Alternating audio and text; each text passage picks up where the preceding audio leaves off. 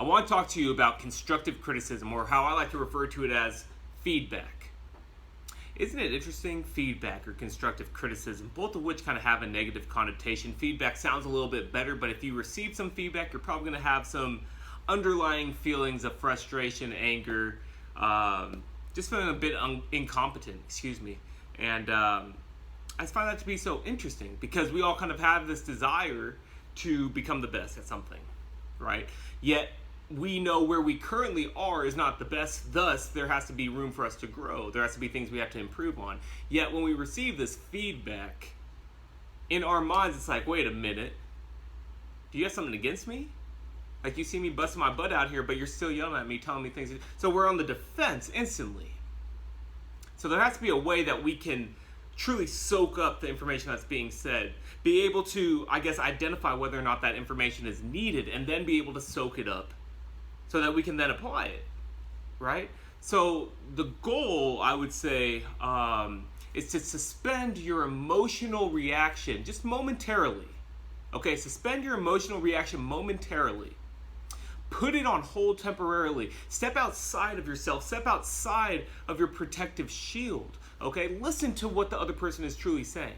Now, that's easier said than done. Don't get me wrong. I have a hard time with it too. I'm a human being. Okay? So I jot down a few questions I want you to kind of run through. Now, again, this is going to take practice. Okay? This is going to take practice. It's very easy to respond emotionally. Right? So the whole point of this video is to help you train yourself so that you no longer have an emotional response, but rather an intellectual response. A response that came from a place of thought.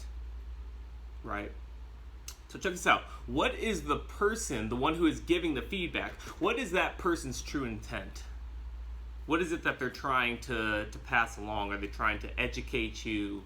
What is it? Okay, identify that first and foremost. Second, can I learn or gain anything? Can I learn or gain anything from this remark? Right, I started this whole video off by saying our purpose is to grow and improve. Now, if I can't gain anything from this, do I need to spend as much time really thinking about this, processing and thinking about how I can apply it to my life? That's up to you to decide. Number 3, is the feedback or the criticism that's being shared, okay, is that coming from a person who is trying to gain control of the situation, relieve their own tension that they may be feeling? It can be an ugly world. People try to get you down just because they're feeling down, okay? So being able to identify whether or not that feedback that they're giving you, is it coming from a good place? Is it coming from, like I said, them trying to take control over you or the situation, relieve some of their own tension? Or is it an aim at truly something constructive for me? Is it truly trying to better me? Okay, these are all things that we have to stay mindful of. Can this interaction help me better understand this person? And if so, how? How? Because, at the end of the day, if you can gain an understanding of who this person truly is, then you'll know maybe moving forward if I should continue listening to them, if I should invest my time or my energy into the things that they're saying or that they're doing. Or if I should just kind of brush it off and continue to do whatever you do, or maybe find someone else who's more educated or has a better background, whatever it may be, that can help you out, okay? And last but not least, am I grateful for this encounter? Am I grateful for the conversation or the lesson, and why? Okay, so I feel like if you can go through these 5 questions here, and obviously, it's hard. You're not just going to sit there and go through 5 questions in your head when someone tells you something and they're looking for a response, right? So this is where the practice away from the feedback, away from the criticism comes into play.